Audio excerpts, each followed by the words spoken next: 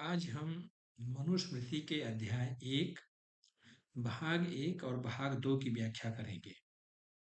भाग 1 संबंधित है जगत की सृष्टि का विषय से और भाग 2 संबंधित है सृष्टि की। तो भाग 1 का जो हम स्टार्ट करते हैं तो ये प्रारंभ होता है उस समय से जब मनु महाराज आसन पर विराजमान होते हैं और उनके पास कई ऋषिगण आते हैं और प्रश्न करते हैं कि हे भगवान, आप सभी ब्राह्मण आदि वर्गों के वर्णाश्रम धर्म क्रम से कहने में समर्थ हैं, अतः हमें आप उपदेश कीजिए, क्योंकि केवल आप ही समस्त वैदिक स्रोत, कर्मों के अगाध और अनंत विषय को जानने वाले हैं। उनका ये आशय होता है कि मनु महाराज इस बात को स्पष्ट करें कि जितने पृथ्वी पर वर्ग हैं, उनके वर्णाश्रम धर्म क्या क्या हैं, एक क्रम से उन्हें पता लगे इस बात को। ने कहा, ठीक है, मैं आपको सभी बातें विस्तार पूर्वक सुना। यह संसार अपनी उत्पत्ति के पूर्व अंधकार में था, अज्ञात था, जिसका कोई लक्षण नहीं था, किसी भी अनुमान से यह जानने योग्य नहीं था, चारों ओर से मानो सोया हुआ था। इस महाप्रलय स्थिति के अनंतर सृष्टि के प्रारंभ में पृथ्वी, जल, तेज, वायु, आकाश आदि विश्व को सूक्ष्म एवं स्थूल रूप में प्रकट करने की इच्छा से अतीन्द्रिय महासूक्ष्म नित्य विश्वव्यापक अचिंत्य परमात्मा ने अपने आप को प्रकट किया। अर्थात जो निराकार ब्रह्म थे वो अब साकार रूप लिए और उन्होंने अपनी शक्ति से संसार को प्रकट किया। उसके पश्चात अनेक प्रकार की प्रजा सृष्टि की इच्छा से जल वृष्टि करके उसमें अपना शक्ति रूप बीज स्थापित किया। वह बीज ईश्वर की इच्छा से सूर्य के समान चमकीला स्वर्ण के रंग का गोला बन गया। उसमें से संपूर्ण विश्व के पितामह स्वयं ब्रह्मा जी का दुर्भाव। मनु जी आगे कहते हैं, जल को नार कहते हैं, क्योंकि जल की उत्पत्ति नर नामक परमात्मा से हुई है। जल में ही परमात्मा ने ब्रह्म रूप से पहले स्थिति की है, इसलिए परमात्मा को नारायण कहते हैं, जो सारे जगत की उत्पत्ति का कारण है, अप्रकट है, सनातन है, सत असत पदार्थों का प्रतिभूत है। उसी से उत्पन्न वह पुरुष संसार में ब्रह्मा नाम से जाना जाता है। ब्रह्मा ने उसे ब्रह्मा ने उस अंड में एक वर्ष ब्रह्मांड रह करके अपनी इच्छा से उसके दो टुकड़े कर दिए। अंड के ऊपरी भाग से स्वर्गलोक बना, अंड के निचले भाग से भूलोक, और दोनों के बीच आकाश बना करके आठों दिशाओं और जल के स्थिर स्थान समुद्र आदि का निर्माण किया। ब्रह्मा ने उस परमात्मा रूप प्रकृति से मन उत्पन्न किया, फिर मन से अहंकार, अहंकार से महत्व, सत्व, रज, तम, तीनों गुण और शब्द, स्पर्श, रूप आदि विषयों के रूप में पांच ज्ञानेंद्रियां और अहंकार, इन छह के सूक्ष्म अवयवों को अपनी अपनी मात्राओं में अर्थात शब्द स्पर्श आदि में मिला करके समस्त चल अचल रूप विश्व की रचना की। शरीर के सूक्ष्म छह हिस्सों अर्थात अहंकार और पंच महाभूत आदि समस्त कार्यों के आश्रय होने से उस ब्रह्मा की मूर्ति को शरीर कहते हैं। यानी हमारा जो यह शरीर बना हुआ है, इसे ब्रह्मा ने ही बनाया। इसमें इन्होंने कई विषयों को मिला करके इस शरीर को बनाया है, जिसमें अहंकार भी है और पंच महाभूत हैं, जो पांच ज्ञानेंद्रियों के साथ हैं, और सत्व रज तम महात्मा अहंकार आदि जो है, इन सब को मिला करके एक मूर्ति बनाई, एक शरीर बनाया। इसी मूर्ति को हम शरीर बोलते हैं। पंच महाभूत और मन अपने कार्यों और सूक्ष्म अंगों के द्वारा समस्त प्राणियों की उत्पत्ति के लिए अविनाश ब्रह्म अर्थात शरीर में प्रविष्ट करता है। उन सात प्रकृतियों अर्थात महत्व, अहंकार और पंच महाभूत की सूक्ष्म मात्रा से पंच तन्मात्रा से अविनाशी परमात्मा नाशवान जगत को उत्पन्न करता है। इन पंच महाभूतों में पहले का गुण अगला पाता है। जैसे आकाश का गुण शब्द आगे की वायु में व्याप्त हुआ है, वायु का गुण स्पर्श अग्नि में, अग्नि का रूप जल में स्थापित हुआ है, इत्यादि। इनमें से जिसमें जितने गुण हैं वह उतने गुण वाला है। जैसे आकाश में एक गुण शब्द है, वायु में शब्द और स्पर्श दो गुण है, इसलिए आकाश एक गुण वाला और वायु दो गुण वाला कहलाया। इसी प्रकार अन्य गुणों के विषय में भी जानना चाहिए। परमात्मा ने वेदानुसार ही सबके नाम और कर्म अलग अलग बांट दिए हैं। जैसा गौ जाति का नाम गो, अश्व जाति का अश्व, और कर्म जैसे ब्राह्मणों का वेदाध्ययन आदि, क्षत्रियों को प्रजा रक्षा आदि जैसा पूर्व कल्प में था वैसा ही रचा गया है। मनु जी आगे कहते हैं, फिर परमात्मा ने यज्ञादि में जिनको भाग दिया जाता है, ऐसे प्राण वाले इंद्रादि देवता, वनस्पति आदि के स्वामी देवता, साध्य नामक सूक्ष्म देवगण और यज्ञों की रचना की। अग्नि, वायु और सूर्य, इन तीनों में क्रम से यज्ञ कर्म संपादन के लिए ऋक यजु साम इस त्रय विद्या को उत्पन्न किया। काल और काल का विभाग वर्ष, मास, पक्ष, तिथि, प्रहर, घटिका, पल, विपल आदि नक्षत्र, ग्रह, नदी, समुद्र, पर्वत और ऊंची नीची भूमि की सृष्टि हुई। अग्नि, वायु और सूर्य से वेदों की उत्पत्ति होने के कारण ही ऋग्वेद का पहला मंत्र अग्नि, यजुर्वेद का पहला मंत्र वायु तथा सामवेद का पहला मंत्र सूर्य स्तुति का है।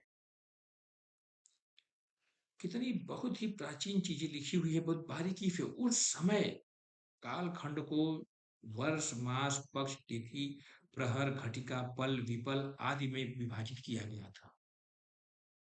इसके बाद नक्षत्र और ग्रहों की बात की गई थी। जब उस समय देखने के लिए कुछ नहीं था, लोग नंगी आंखों से देखा करते थे, लेकिन मनुस्मृति में सबका उल्लेख हुआ है। भारत के अलावा, सनातन धर्म के अलावा और किसी भी धर्म या संप्रदाय में इन सब के बारे में कोई उल्लेख नहीं है।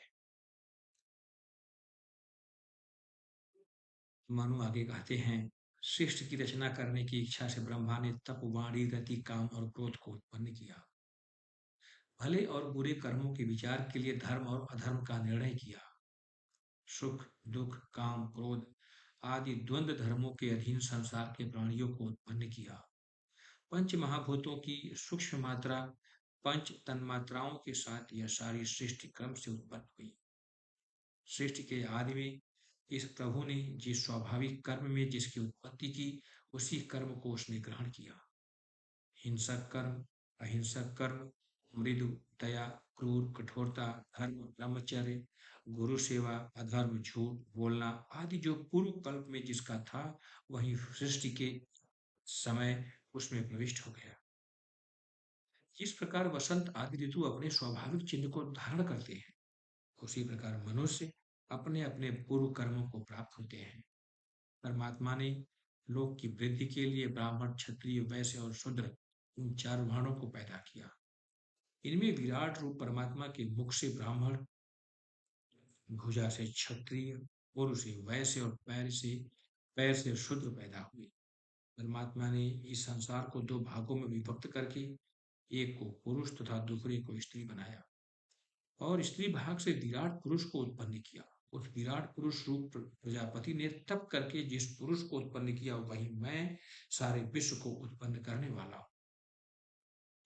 ऐसा आप लोग जानिए, मैंने प्रजा सृष्टि की इच्छा से कठिन तप करके पहले 10 महर्षियों को उत्पन्न किया। उनके नाम इस प्रकार है: मारीच, अत्रि, अंगिरस, पुलत्स, पुलह, क्रतु, प्रचेतस, वशिष्ठ, भृगु और नारद। ये 10 महर्षि मेरे तप से प्रकट हुए हैं। इन 10 प्रजापतियों ने दूसरे प्रकाशमान 7 मनुओं को, देवता और उनके निवास स्थानों को, ब्रह्म ऋषियों को उत्पन्न किया और यक्ष, राक्षस, पिशाच, गंधर्व, अप्सरा, असुर, नाग, सर्प, सुपर्ण, गरुड़ादिक और पितरों को उत्पन्न किया। विद्युत, बिजली, असनि, मेघ, रोहित, इंद्रधनुष, उल्का, निर्घात, केतु और अनेकों प्रकार की ज्योति, ध्रुव, अगस्त आदि को उत्पन्न किया। किन्नर, अश्वमुख, नरदेह, वानर, मत्स्य, तरह तरह के पक्षीगण, पशु, मृग, मनुष्य, सर्प, ऊपर नीचे दांत वाले जीव, कृमि, कीट, पतंग, जू, मक्खी, खटमल और संपूर्ण काटने वाले छोटे जीव, मच्छर आदि मेरी आज्ञा और अपनी तपस्या से मारीच आदि महात्माओं ने इस स्थावर जंगम विश्व को कर्मानुसार रचा है। इस जगत में जिन प्राणियों का जो कर्म कहा है वैसा ही हम कहेंगे और उनके जन्म के क्रम का भी वर्णन करेंगे। सृष्टि चार प्रकार की है, उनको क्रम से कहते हैं। पशु, सिंह, पर नीचे दांत वाले सभी राक्षस, पिशाच और मनुष्य, यह सभी जरायुज कहलाते हैं। पक्षी, सांप, नाग, नाग, मछली, कछुआ और जो भी इसी प्रकार भूमि या जल में पैदा होने वाले जीव हैं, वह सभी अंडज कहलाते हैं। मच्छर, दंश, जू, मक्खी, खटमल आदि पसीने की गर्मी से पैदा होने वाले स्वदेज होते हैं। वृक्ष आदि को उद्भिज कहते हैं। यह दो तरह के हैं, बीज से उत्पन्न होने वाले और शाखा से पैदा होने वाले। जो वृक्ष फलों के पक जाने पर सूख जाते हैं उन्हें हम अर्थात जो वृक्ष फलों के पक जाने पर सूख जाते हैं और जो बहुत फल फूल वाले होते हैं उनको औषधि कहते हैं। जिनमें फल आते हैं परंतु फूल नहीं आते उनको वनस्पति कहते हैं और जो फल फूल वाले हैं वो वृक्ष कहे जाते हैं। जिनमें जड़ से ही लता का मूल हो, शाखा न हो, उसको गुच्छ कहते हैं। गुल, ईख वगैरह तृण जाति कई भांति के बीज और शाखा से पैदा होने वाले प्रतान जिसमें सूत सा निकले और बल्ली गुर्च आदि सब उन बीज कहते हैं। उस समय भी महाराज मनु को ये ज्ञान था कि मनुष्य के पसीने से भी कुछ पैदा होते हैं। उन्होंने कहा था कि पसीने की गर्मी से पैदा होने वाले स्वदेज होते हैं जिसमें मच्छर, दंश, जू, मक्खी, खड़मल आदि होते हैं। कितना बृहद और कितना विस्तृत था हमारा सनातन धर्म प्राचीन काल में। पहले से ही पता था लोगों को कि जीव की उत्पत्ति कैसी हुई और कौन कौन से जीव हैं और उन्हें कितने कितने भाग। आगे कहते हैं मनु महाराज, यह सभी वृक्ष अज्ञानवश अपने पूर्व जन्म के बुरे कर्मों से घिरे हुए हैं। इनके भीतर छिपा हुआ ज्ञान है और इनको सुख दुख भी होता है। इस नाशवान संसार में ब्रह्मा से लेकर स्थावर तक यही उत्पत्ति का नियम कहा गया है। उस अचिंत्य प्रभावशाली परमात्मा ने यह विश्व और मुझे उत्पन्न करके सृष्टि काल को प्रलय काल में मिलाकर अपने में लीन कर लिया है। अर्थात प्राणियों के कर्मवश बार बार सृष्टि और प्रलय किया करता है। जब परमात्मा जागता है अर्थात सृष्टि की इच्छा करता है, उस समय यह सारा जगत चेष्टा युक्त हो जाता है और जब सोता है यानी प्रलय की इच्छा करता है तब विश्व का अंत हो जाता है। यही परमात्मा का जागना और सोना है। जब वह सोता है, निर्व्यापार रहता है, तब कर्मात्मा प्राण अपने अपने कर्मों से निवृत्त हो जाती हैं और मन भी सभी इंद्रियों सहित शांत भाव को प्राप्त कर लेता है। एक ही काल में जब समस्त प्राणी परमात्मा में लय को प्राप्त कर लेते हैं, तब यह सुख से शयन करता हुआ कहा जाता है। उस दशा में यह जीव इंद्रियों के साथ बहुत समय तक तम का आश्रय करके रहता है। तम अर्थात सुषुप्ति अवस्था, और अपना कर्म नहीं करता है किंतु पूर्व देह से जुड़ा रहता है। फिर भी अपने अणुमात्रिक चर और अचर के देहोभूत बीज में प्रविष्ट होकर पूर्यष्टक को मिलाकर शरीर को धारण करता है। इस प्रकार अविनाशी परमात्मा जागरण और शयन से इस चराचर जगत को उत्पन्न और नष्ट किया करता है। शरीर बनने की आहार सामग्री के बारे में वो कहते हैं कि ये आहार सामग्री है जीव, इंद्रिय, मन, बुद्धि, वासना, कर्म, वायु, अविद्या। इनको शास्त्र में पुर्यष्टक कहते हैं। इसी से शरीर जो है बनता है। मनु कहते हैं, प्रजापति ने सृष्टि के पूर्व इस धर्म शास्त्र को बनाकर मुझे उपदेश दिया। फिर इसका उपदेश मैंने मरीचि आदि अन्य ऋषियों को दिया। इस समस्त शास्त्र का उपदेश भृगु मुनि आपको करेंगे जो कि मुझसे संपूर्ण प्राप्त किया है। उसके बाद की आज्ञा पाकर महर्षि भृगु ने सब ऋषियों को कहा, स्वयंभू मनु के वंश में 6 मनु और हैं। उन्होंने अपने अपने काल में प्रज्ञा की सृष्टि पालन आदि किया है। उनका नाम स्वारोचिष, औतम, तामस, रहवत, चाक्षुष और वैवस्वत है। तो आज के लिए इतना ही। प्रथम अध्याय के 2 भाग समाप्त हो गए हैं।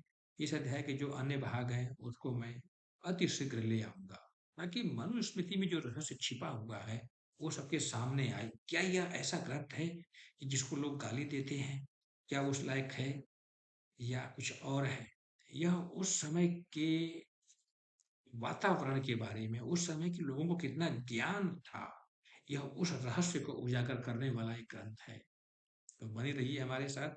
आज के लिए इतना ही। धन्यवाद।